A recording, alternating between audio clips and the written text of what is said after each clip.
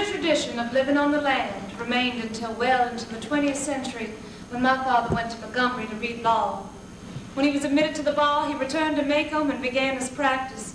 His first 2 clients were the last people hanged in the Macomb County Jail.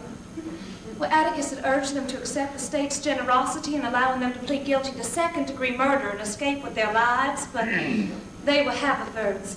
In Macomb, a name synonymous with jackass. But the Haverfords were prudent enough to dispatch Macomb's leading blacksmith in the presence of 3 witnesses and insisted that the son of a bitch had it coming to him was a good enough defense for anybody. Well, there was nothing much Atticus could do except be present at their departure, an occasion that was probably the beginning of my father's profound distaste for criminal law. Let's go in. No, we better wait. Atticus won't like it if he sees us. Oh, come on. Oh, well, look, there ain't a seat left. We'll have to stand up. Can't you all get in? Oh, hey, Reverend. No, Scouter messed us up. Well, let's see what we can do. There's not a seat downstairs. Do you all reckon it'll be all right if you all come to the covered balcony with me? Well, gosh, yes. General, is it Yulston down yonder? Our Scout, Mr. Hectate's testifying. And, in your own words, Mr. Tate. Well, I was called to... Could you possibly say that to the jury, Mr. Tate? Yes, sir. Thank you. And who called you? Well, I was fetched by Bob. That's Mr. Bob Yule yonder one night. Which night, sir? It was the night of November 21st. I was leaving my office to go home for the evening when Mr. Yule came up. He was very excited and said, get out to his house quick. Some nigger raped his girl. Did you go? Well, yes, sir. I got my car and went out there as fast as I could. And what did you find? Well, I found her lying in the middle of the floor in the front room. That'd be the one on the right as you go in. She was pretty well beat up, but I heaved her to her feet and she washed her face in a bucket over in the corner, and she said she was all right. Now, I asked her who'd hurt her, and she said it was Tom Robinson. I asked her if he'd taken advantage of her, and she said yes, he had. I asked her if he'd beaten her like that, and she said yes, he did. So I went down to Robinson's house, brought him back. She identified him as the one, and I took him in. But that's about all there is to it. Thanks, sir. Yes, sir. Any questions, Atticus? Yes. But did you call a doctor, Sheriff? Did anybody call a doctor? No, sir. You didn't call a doctor. No, sir. Why not? Well, I can tell you why I didn't, Mr. Finch. It wasn't necessary. Something sure happened. That was obvious. You didn't call a doctor, though. While you were there, did anybody send for one, fetch one, carry her to one? No, sir. You answered the question 3 times, Atticus. You didn't send for a doctor. I just wanted to be sure, Judge. What is it, Jim? Shh. The sheriff said she was mighty beat up. In what way? You know. Just describe her injuries, huh? Well, she was beaten about her head, and she had bruises coming in on her arms, and it had happened about 30 minutes beforehand. How do you know? I'm sorry, Mr. Finch, that's what Mr. Yule said. Anyway, she was pretty well bruised up, and she had a black eye coming. Which eye? It was her, You can't remember? her left. Her left. Wait a minute, Sheriff. Now, would that be her left facing you, or her left looking the same way that you were? Oh, well, that would make it her right. You know, it was her right eye, Mr. Finch. I remember now. She was bunged up on that side of her face. Sheriff, repeat what you just said. It was her right eye, I said. No, Mr. Finch, I remember now she was bunged up on that side of her face. Which side again, Heck? The right side, Mr. Finch. But now, she had other injuries. You want to hear about them, too? Yes. Tell us about her other injuries. Well, she was pretty well bruised up, and then she showed me her neck. Now, she had definite finger marks around her gullet. You know, all around her throat, to the back of her neck? Yes, sir, I'd say they were all around. You would? Yeah, she had a small throat. I mean, anybody... Yeah, just answer the question yes or no, please, Sheriff. Yes. Thank You you. can step down, Mac. Yes, sir. The state would like to call Mr. Robert E. Lee Yule. Robert E. Lee Yule. Now, every town the size of Macomb has families like the Yules. No economic fluctuations change their status. People like the Yules are guests of the county in prosperity as well as in the depths of depression. Macomb's Yules lived behind the town garbage dump in what was once a Negro cabin with 4 tiny rooms given up into a shotgun hall.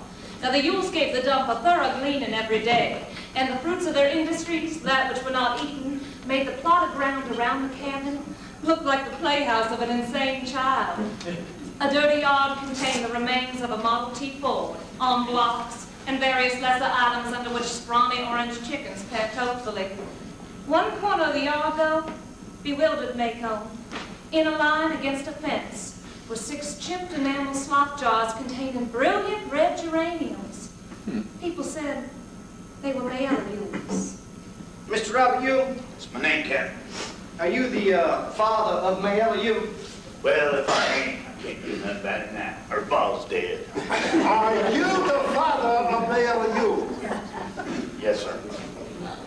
First time you ever been caught? Yes, sir. Don't recall ever seeing you here before? No, sir. Well, then let us get one thing straight. There will be no more audibly obscene speculations on any subject by anybody in this court as long as I'm sitting here. You understand? Yes, sir. All right, Mr. Gilman. Thank you, sir. Mr. Ewell, would you tell the jury in your own words, of course, what happened on the evening of November 21st, please? On the night of November 21, I was coming in from the woods with a load of kindling. And just as I got to the fence, I heard Mayella screaming like a stuck hog inside the house. What time was it, sir? Just before sundown. Anyway, Mayella was screaming fit to beat Jesus. Yes. Yes, she was screaming. Yeah. Mayella was raising this holy racket, so I dropped my load and I run for the house quick as I could, but I got caught up on the fence. Then I got disentangled from the fence, run over to the window, and I seen that black beauty yonder right on my Mayella. Wait a minute, that's a damn lie. That's a damn lie. Jim, you better take this Jean Louise on. Mr. Jim, you hear me? Oh, a scout, go home. Jill, you and Scout go home. You gotta make it. I think it's okay, man. Sure. I certainly do. I can understand anything you can. Mr. Finch know you all here. Now, this ain't fit for Miss Jean Louise or you boys either. Uh-oh. You can't see us as far away. I think it's okay, man. There has been a request that this courtroom be cleared of spectators, at least of women and children. It is a request that will be denied. Time being, people generally see what they're looking for and they hear what they're listening for. But I will assure you of one thing. You will receive what you'll hear and see in quiet, or you will leave this courtroom. But now, before the whole point of the line, you're brought before me up to 10 charges. Mr. Ewell, you can keep your testimony within the confines of Christian English usage, if that's possible. All right, Mr. Gilman. Thank you, sir. Mr. Ewell, did you see the defendant having sexual intercourse with your dog? Yes, I did. Now, you say you were after women. Yes, sir. Now, how far was it from the ground? About 3 foot. And what did you do when you saw the defendant? Well, I run around the front of the house to get in, but he run out the front door just ahead of me. I saw who it was all right, though. And I was too distracted about Mayella to run after him, so I run in the house. There was my Mayella lying on the floor just a swallowing. Then what'd you do? Well, I run for Tate just as quick as I could. I saw who it was all right, though. He lived in that nigger nest down the road yonder. Pass by the house every day. Now, Judge, I've asked this county for 15 years to clear that nigger nest out. They're dangerous to live around, besides just devouring my property. Thank you, Mr. Ewell.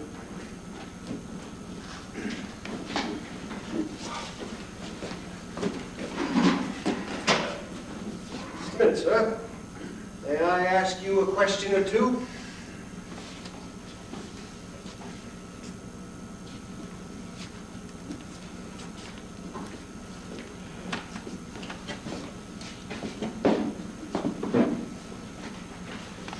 Mr. Ewell, it seems that folks were doing a lot of running around that night. Let's see, you say you ran to the house, you ran to the window, you ran inside the house, you ran to Miss Mayella, then you ran for Mr. Tate.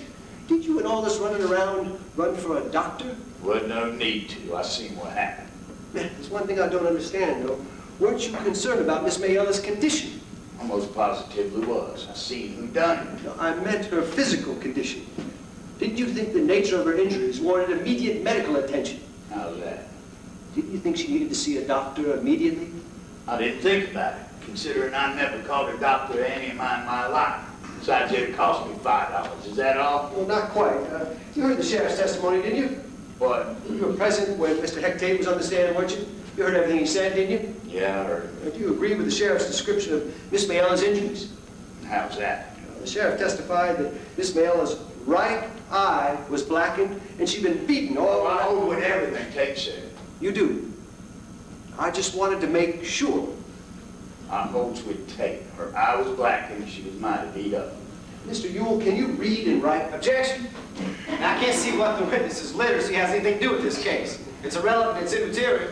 Judge, if you'll allow the question plus one more, you'll soon see. All right. But make sure we see, it's overruled. I'll repeat the question. Can you read and write? I most positively can. Will you write your name for us and show us? I most positively will. How do you think I signed my relief check? Would you write your name now for us? Clearly now, so the whole jury here can see you do it.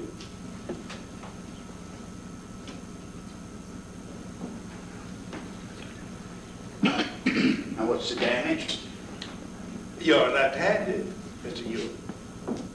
What's my being left-handed got to do with it? Now, y'all look, I'm a Christ-fearing man. Now this bench is taking advantage of me. I told y'all what happened. I'll tell it again. That's all, Mr. Ewell, that's all. You can step down, Mr. Ewell. They've got it. The state would like to call Miss Mayella Violet Ewell. Mayella Violet Ewell.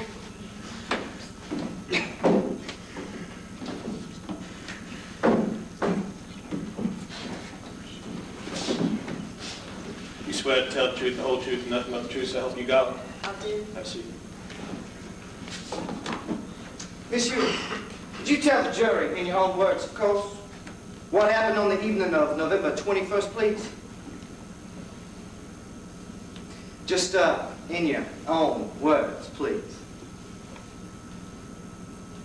Where were you at dusk on that evening? On the porch? Ah, which porch? Ain't but one, the front porch. And what were you doing on the porch? Nothing. Oh, just tell us what happened to you. You can do that, can't you?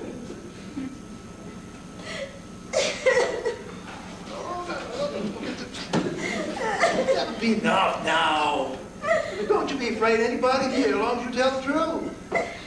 Right? Well, this is all strange to you, but you've got nothing to be ashamed of, nothing to fear. What are you scared of? Him Mr. Finch? don't want him doing me like he done Papa, trying to make him out left-handed and all. Well, how old are you? 19 and a half. Well, Mr. Finch has no idea of scaring you. If he does, well, I'm here to stop him now. You're a big girl now. Just sit up straight and tell her. But tell us what happened. You can do that, can't you? Has she got good sense? Well, I can't quite tell you. She does have good enough sense to make the judge feel sorry for her. It's just my You see, sir, I was sitting on the porch and he came by. Well, there was this old ship rope Papa brought in the yard. Well, he told me to chop it up for kindling when he went off in the woods, only I wasn't feeling strong enough just then, so he came by. Who is he? Now, I'm going to have to ask you to be a little bit more specific than that. The court reporter can't write down gestures very well. That and yonder. Robinson. Then what happened? Well, I said, come in, they're gonna bust up this ship rope for me. I got a nickel for you. So he come in the yard, and I went in the house to fetch the nickel. And I turned around, and before I knew it, he was on me. Just right up behind me, he did. He caught me round the neck, cussing me and saying dirt. Well, I fought and hollered, I did, but he had me round the neck, and he hit me again and again, and he choked me, and he choked me to the ground, and took advantage of me. Did you scream? Did you scream and fight back? I reckon I did. I hollered as loud as I could. I kicked and hollered for all I was worth. Then what happened? Well, I don't remember too good, but the next thing I know, Papa was standing over me, and then I sort of fainted, and the next thing I remember, well, Mr. Tate was picking me up off the floor and leading me to the water bucket. Now, you say you fought him as hard as you could. You fought him tooth and nail. I most certainly did. You are absolutely sure that he took full advantage of you? He done what he was after. That's all for now. But you stay there. I'm sure Big Bad Mr. Finch has got some questions he wants to ask you. The state will now prejudice a witness against counsel for the defense. Please now like that. Miss Bayall, I'm not going to try and scare you for a while, not yet. Why don't we just get acquainted? How old are you? said I was 19. I said it to the judge yonder. So you did, ma'am. Now, Miss Mailer, you're just gonna have to bear with me. I'm getting along in years. I don't remember as well as I used to. You know, I might ask you some things you've already said before, but you'll give me an answer, won't you? Good. Won't answer a word you say as long as you keep mocking me. Ma'am. As long as you keep making fun of me. Mr. Finch is not making fun of you. What's the matter with you? Well, as long as he keeps calling me ma'am and saying Miss Mayella, well, I don't have to take his sass. I ain't gonna take it. No, that's just Mr. Finch's way. No, he's been doing business in this courtroom for years and years now. He just tries to be courteous to everyone. I'm not mocking him. Just trying to be polite. Just his way, that's all. Atticus, can we move on with these proceedings and let the record show that the witness has not been sassed or abused the property? They say you're 19 years old. How many brothers and sisters? 7. Are you the eldest? Yes. How long has your mother been dead? I don't know. A long time. Did you ever go to school? Well, I read and write as good as Papa yonder. How long did you go to school for? 2 years, 3 years. Slowly but surely, I began to see the pattern of Atticus's questions. From questions Mr. Gilmer did not deem irrelevant or immaterial to object to, Atticus was building up a picture of the Yule's home life before the jury. The jury learned the following things. Their relief check was far from enough to feed the family, and Papa drank it up anyway. But the weather was seldom cold enough to require shoes, but when it was, you could make dandy ones from strips of old tile. The family hauled its water in buckets from a spring that ran out of one end of the dump, and it was everybody for themselves as far as keeping clean went. The younger children suffered from perpetual colds and chronic ground itch. Oh, there was a lady who came around sometime wanting to know why Mayella wasn't still in school. Well, with 2 of the family already reading and writing, there was no need for the rest of the family to learn. Besides, Papa needed them at home. Miss Mayella, a 19-year-old girl like you must have some friends. Who are your friends? Friends? Don't you know anybody near your own age? Older? Younger? Boys and girls? Just ordinary friends. Wait, are you making fun of me again, Mr. Finch? You love your father, Miss Mayella? Love him? How do you mean? Is he good to you? Is he easy to get along? He does tolerable Except when? Except when nothing. I said he does tolerable. Except when he's drinking. He's ever gone after you?